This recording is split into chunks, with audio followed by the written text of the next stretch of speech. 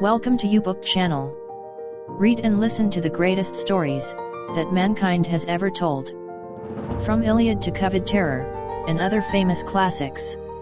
Enjoy the best world literatures throughout history.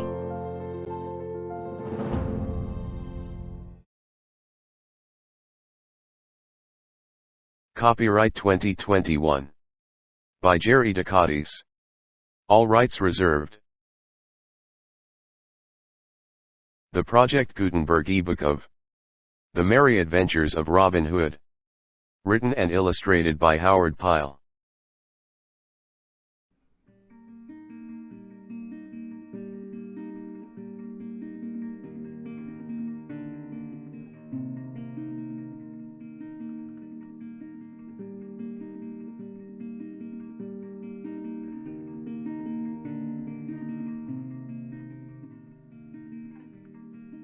The Merry Adventures of Robin Hood.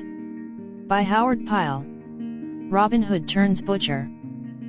Now after all these things had happened, and it became known to Robin Hood how the sheriff had tried 3 times to make him captive, he said to himself, "If I have the chance, I will make our worshipful sheriff pay right well for that which he hath done to me. Maybe I may bring him some time into Sherwood Forest and have him to a right merry feast with us." For when Robin Hood caught a baron or a squire, or a fat abbot or bishop, he brought them to the greenwood tree and feasted them before he lightened their purses. But in the meantime Robin Hood and his band lived quietly in Sherwood Forest, without showing their faces abroad, for Robin knew that it would not be wise for him to be seen in the neighbourhood of Nottingham, those in authority being very wroth with him. But though they did not go abroad, they lived a merry life within the woodlands, spending the days in shooting at garlands hung upon a willow wand at the end of the glade, the leafy aisles ringing with merry jests and laughter, for whoever missed the garland was given a sound buffet, which, if delivered by Little John, never failed to topple over the unfortunate yeoman. Then they had bouts of wrestling and of cudgel play, so that every day they gained in skill and strength. Thus they dwelled for nearly a year, and in that time Robin Hood often turned over in his mind many means of making an even score with the sheriff. At last he began to fret at his confinement. So one day he took up his stout cudgel and set forth to seek adventure, strolling blithely along until he came to the edge of Sherwood. There, as he rambled along the sunlit road, he met a lusty young butcher driving a fine mare and riding in a stout new cart, all hung about with meat. Merrily whistled the butcher as he jogged along, for he was going to the market, and the day was fresh and sweet, making his heart blithe within him. "Good morrow to thee, jolly fellow," quoth Robin, "thou seemest happy this merry morn." "Ay, that am I," quoth the jolly butcher, "and why should I not be so? Am I not hale in wind and limb? Have I not the bonniest lass in all Nottinghamshire? And lastly, am I not to be married to her on Thursday next in sweet Locksley Town?" "Ha," said Robin, "comest thou from Locksley Town? Well do I know that fair place for miles about, and well do I know each hedgerow and gentle pebbly stream, and even all the bright little fishes therein, for there I was born and bred. Now, where goest thou with thy meat, my fair friend?" "I go to the market at Nottingham Town to sell my beef and my mutton," answered the butcher. "But who art thou that comest from Locksley Town?" "A yeoman am I, and men do call me Robin Hood." "Now, by Our Lady's grace," cried the butcher, "well do I know thy name, and many a time have I heard thy deeds both sung and spoken of. But heaven forbid that thou shouldst take aught of me. An honest man am I, and have wronged neither man nor maid. So trouble me not, good master, as I have never troubled thee." "Nay, heaven forbid, indeed," quoth Robin, "that I should take from such as thee, jolly fellow. Not so much as 1 farthing would I take from thee, for I love a fair Saxon face like thine right well, more especially when it cometh from Locksley Town, and most especially when the man that owneth it is to marry a bonny lass on Thursday next. But come, tell me for what price thou wilt sell me all of thy meat and thy horse and cart." "At 4 marks do I value meat, cart, and mare," quoth the butcher, but if I do not sell all my meat I will not have 4 marks in value. Then Robin Hood plucked the purse from his girdle, and quoth he, Here in this purse are 6 marks.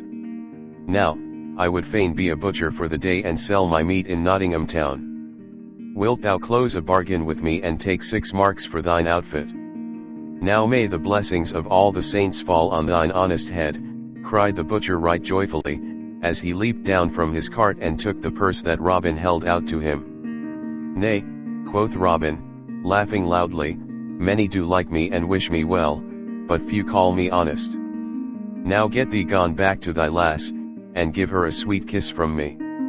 So saying, he donned the butcher's apron, and, climbing into the cart, he took the reins in his hand and drove off through the forest to Nottingham town. When he came to Nottingham, he entered that part of the market where butchers stood, and took up his stand for selling in the best place he could find. Next, he opened his stall and spread his meat upon the bench, then, taking his cleaver and steel and clattering them together, he trolled aloud in merry tones. Now come, ye lasses, and eke ye dames, and buy your meat from me, for 3 pennyworths of meat I sell for the charge of 1 penny. Lamb have I that hath fed upon naught but the dainty dames pied, and the violet sweet, and the daffodil that grow fair streams beside. And beef have I from the heathery words, and mutton from dales all green, and veal as white as a maiden's brow, with its mother's milk, I ween.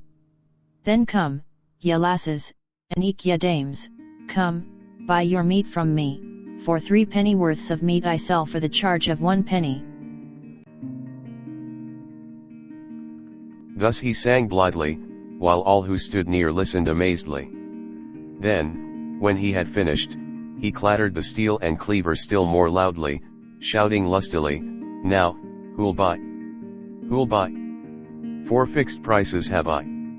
3 pennyworths of meat I sell to a fat friar or priest for 6pence, for I want not their custom, stout aldermen I charge 3 pence, for it doth not matter to me whether they buy or not, to buxom dames I sell 3 pennyworths of meat for 1 penny for I like their custom well. But to the bonny lass that hath a liking for a good tight butcher I charge not but 1 fair kiss, for I like her custom the best of all. Then all began to stare and wonder and crowd around, laughing, for never was such selling heard of in all Nottingham town. But when they came to buy they found it as he had said, for he gave good wife or dame as much meat for 1 penny as they could buy elsewhere for 3, and when a widow or a poor woman came to him, he gave her flesh for nothing, but when a merry lass came and gave him a kiss, he charged not 1 penny for his meat. And many such came to his stall, for his eyes were as blue as the skies of June, and he laughed merrily, giving to each full measure. Thus he sold his meat so fast that no butcher that stood near him could sell anything. Then they began to talk among themselves, and some said, This must be some thief who has stolen cart, horse, and meat, but others said, Nay, when did ye ever see a thief who parted with his goods so freely and merrily? This must be some prodigal who hath sold his father's land, and would fain live merrily while the money lasts. And these latter being the greater number, the others came round, one by one to their way of thinking. Then some of the butchers came to him to make his acquaintance. Come, brother, quoth one who was the head of them all, we be all of one trade, so wilt thou go dine with us? For this day the sheriff hath asked all the butcher guild to feast with him at the guild hall. There will be stout fare and much to drink, and that thou likest, or I much mistake thee. Now, beshrew his heart, quoth jolly Robin, that would deny a butcher. And, moreover, I will go dine with you all, my sweet lads, and that as fast as I can hie. Whereupon, having sold all his meat, he closed his stall and went with them to the great guild hall. There the sheriff had already come in state, and with him many butchers.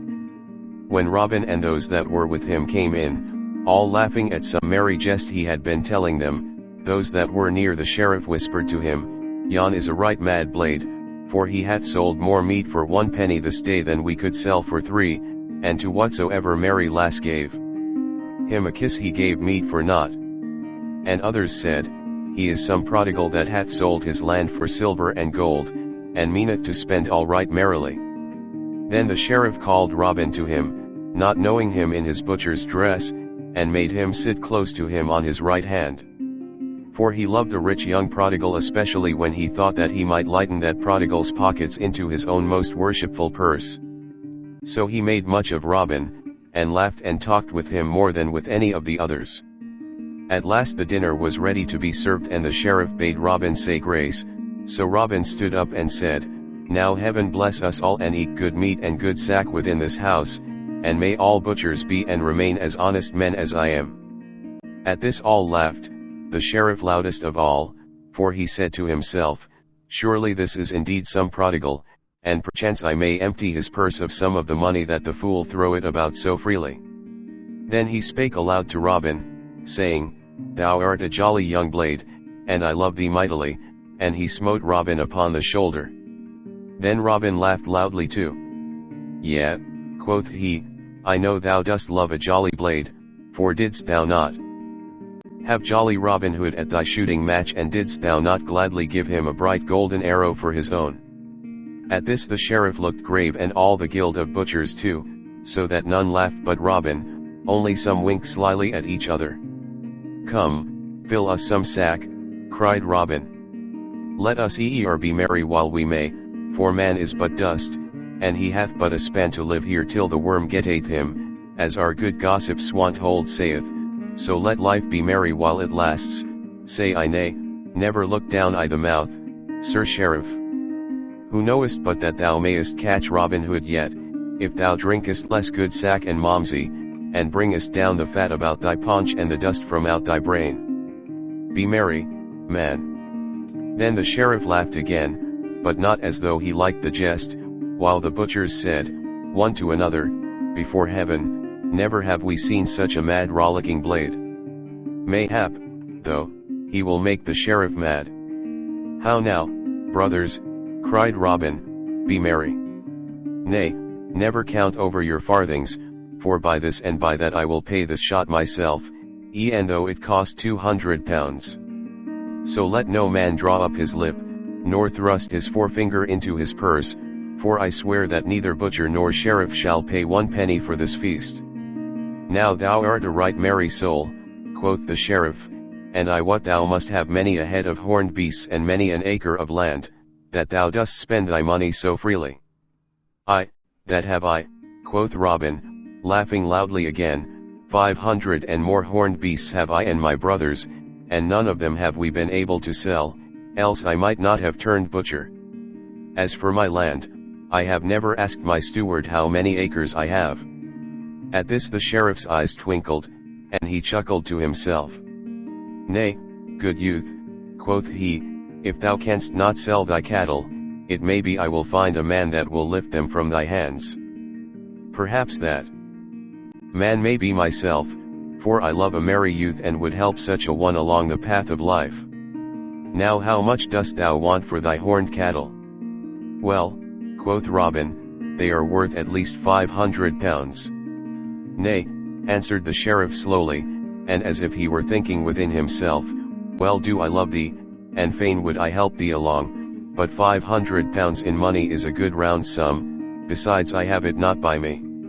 Yet I will give thee 300 pounds for them all, and that in good hard silver and gold. Now thou old miser, quoth Robin, well thou knowest that so many horned cattle are worth 700 pounds and more, and even that is but small for them, and yet thou, with thy grey hairs and 1 foot in the grave, wouldst trade upon the folly of a wild youth. At this the sheriff looked grimly at Robin. Nay, quoth Robin, look not on me as though thou hadst sour beer in thy mouth, man. I will take thine offer, for I and my brothers do need the money. We lead a merry life, and no one leads a merry life for a farthing, so I will close the bargain with thee. But mind that thou bringest a good 300 pounds with thee, for I trust not one that driveth so shrewd a bargain. I will bring the money, said the sheriff. But what is thy name, good youth? Men call me Robert O'Locksley, quoth bold Robin. Then, good Robert O'Locksley, quoth the sheriff, I will come this day to see thy horned beasts. But first my clerk shall draw up a paper in which thou shalt be bound to the sale, for thou gettest not my money without I get thy beasts in return." Then Robin Hood laughed again. "So be it," he said, smiting his palm upon the sheriff's hand. "Truly my brothers will be thankful to thee for thy money." Thus the bargain was closed, but many of the butchers talked among themselves of the sheriff, saying that it was but a scurvy trick to beguile a poor spendthrift youth in this way. The afternoon had come when the sheriff mounted his horse and joined Robin Hood, who stood outside the gateway of the paved court waiting for him, for he had sold his horse and cart to a trader for 2 marks. Then they set forth upon their way, the sheriff riding upon his horse and Robin running beside him. Thus they left Nottingham town and travelled forward along the dusty highway, laughing and jesting together as though they had been old friends. But all the time the sheriff said within himself, "Thy jest to me of Robin Hood shall cost thee dear, good fellow, even 400 pounds, thou fool." For he thought he would make at least that much by his bargain. So they journeyed onward till they came within the verge of Sherwood Forest, when presently the sheriff looked up and down and to the right and to the left of him, and then grew quiet and ceased his laughter. "Now," quoth he, "may heaven and its saints preserve us this day from a rogue men call Robin Hood." Then Robin laughed aloud. "Nay," said he, "thou mayst set thy mind at rest, for well do I know Robin Hood, and well do I know that thou art in no more danger from him this day than thou art from me." At this the sheriff looked askance at Robin, saying to himself, "I like not that thou seemest so well acquainted with this bold outlaw, and I wish that I were well out of Sherwood Forest." But still they travelled deeper into the forest shades, and the deeper they went, the more quiet grew the sheriff. At last they came to where the road took a sudden bend, and before them a herd of dun deer went tripping across the path. Then Robin Hood came close to the sheriff and pointing his finger, he said, "These are my horned beasts, good master sheriff. How dost thou like them? Are they not fat and fair to see?" At this the sheriff drew rein quickly. "Now fellow," quoth he, "I would I were well out of this forest, for I like not thy company. Go thou thine own path, good friend, and let me but go mine." But Robin only laughed and caught the sheriff's bridle rein. "Nay," cried he, "stay a while, for I would thou shouldst see my brothers, who own these fair horned beasts with me." So saying, he clapped his bugle to his mouth and winded 3 merry notes, and presently up the path came leaping 50 good stout yeomen with Little John at their head. "What wouldst thou have, good master?" quoth Little John. "Why," answered Robin, "dost thou not see that I have brought goodly company to feast with us today?" "Fie, for shame! Do you not see our good and worshipful master, the Sheriff of Nottingham? Take thou his bridle, Little John, for he has honoured us today by coming to feast with us." Then all doffed their hats humbly, without smiling or seeming to be in jest, while Little John took the bridle rein and led the palfrey still deeper into the forest, all marching in order, with Robin Hood walking beside the sheriff, hat in hand. All this time the sheriff said never a word, but only looked about him like one suddenly awakened from sleep. But when he found himself going within the very depths of Sherwood, his heart sank within him, for he thought, "Surely my 300 pounds will be taken from me, even if they take not my life itself, for I have plotted against their lives more than once." But all seemed humble and meek, and not a word was said of danger, either to life or money. So at last they came to that part of Sherwood Forest where a noble oak spread its branches wide, and beneath it was a seat all made of moss, on which Robin sat down, placing the sheriff at his right hand. "Now busk ye, my merry men all," quoth he, "and bring forth the best we have, both of meat and wine, for his worship the sheriff hath feasted me in Nottingham Guildhall today, and I would not have him go back empty." All this time nothing had been said of the sheriff's money, so presently he began to pluck up heart. "For," said he to himself, "maybe Robin Hood hath forgotten all about it." Then, while beyond in the forest bright fires crackled and savory smells of sweetly roasting venison and fat capons filled the glade, and brown pasties warmed beside the blaze, did Robin Hood entertain the sheriff right royally. First, several couples stood forth at quarterstaff, and so shrewd were they at the game, and so quickly did they give stroke and parry, that the sheriff, who loved to watch all lusty sports of the kind, clapped his hands, forgetting where he was, and crying aloud, "Well struck!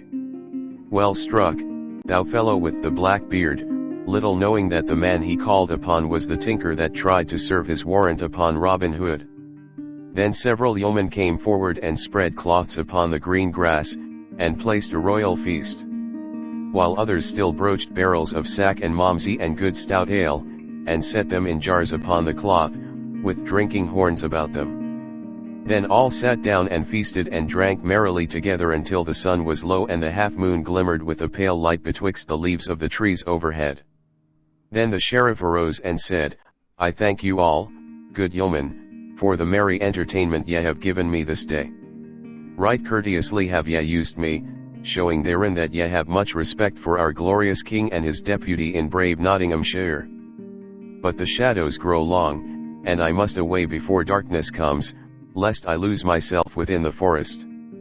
Then Robin Hood and all his merry men arose also, and Robin said to the sheriff, "If thou must go, worshipful sir, go thou must, but thou hast forgotten one thing." "Nay, I forgot not," said the sheriff, yet all the same his heart sank within him. "But I say thou hast forgot something," quoth Robin. "We keep a merry inn here in the greenwood, but whoever becometh our guest must pay his reckoning." Then the sheriff laughed, but the laugh was hollow. "Well, jolly boys," quoth he, "we have had a merry time together today, and even if ye had not asked me, I would have given you a score of pounds for the sweet entertainment I have had." "Nay," quoth Robin seriously, "it would ill beseem us to treat your worship so meanly. By my faith, Sir Sheriff, I would be ashamed to show my face if I did not reckon the king's deputy at 300 pounds. Is it not so, my merry men all?" "Then I," cried all, in a loud voice. "300 devils," roared the sheriff. "Think ye that your beggarly feast was worth 3 pounds, let alone 300? "Nay," quoth Robin gravely. "Speak not so roundly, your worship. I do love thee for the sweet feast thou hast given me this day in merry Nottingham town. But there be those here who love thee not so much. If thou wilt look down the cloth thou wilt see Will Stutely, in whose eyes thou hast no great favour.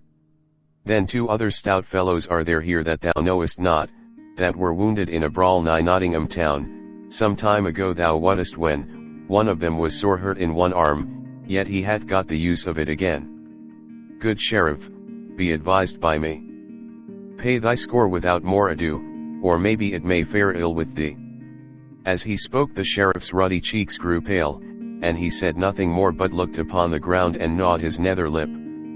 Then slowly he drew forth his fat purse and threw it upon the cloth in front of him. "Now take the purse, Little John," quoth Robin Hood, "and see that the reckoning be right. We would not doubt our sheriff, but he might not like it if he should find he had not paid his full score." Then Little John counted the money and found that the bag held 300 pounds in silver and gold. But to the sheriff it seemed as if every clink of the bright money was a drop of blood from his veins. And when he saw it all counted out in a heap of silver and gold, filling a wooden platter, he turned away and silently mounted his horse. "Never have we had so worshipful a guest before," quoth Robin, "and, as the day waxed late, I will send one of my young men to guide thee out of the forest depths." "Nay, heaven forbid," cried the sheriff hastily. "I can find mine own way, good man, without aid." "Then I will put thee on the right track mine own self," quoth Robin, and, taking the sheriff's horse by the bridle rein, he led him into the main forest path. Then, before he let him go, he said, "Now, fare thee well, good sheriff, and when next thou thinkest to despoil some poor prodigal, remember thy feast in Sherwood Forest. Ne'er buy a horse, good friend, without first looking into its mouth, as our good gaffer Swanthold says. And so, once more, fare thee well." Then he clapped his hand to the horse's back, and off went nag and sheriff through the forest glades. Then bitterly the sheriff rued the day that first he meddled with Robin Hood, for all men laughed at him, and many ballads were sung by folk throughout the country, of how the sheriff went to shear and came home shorn to the very quick. For thus men sometimes overreach themselves through greed and guile.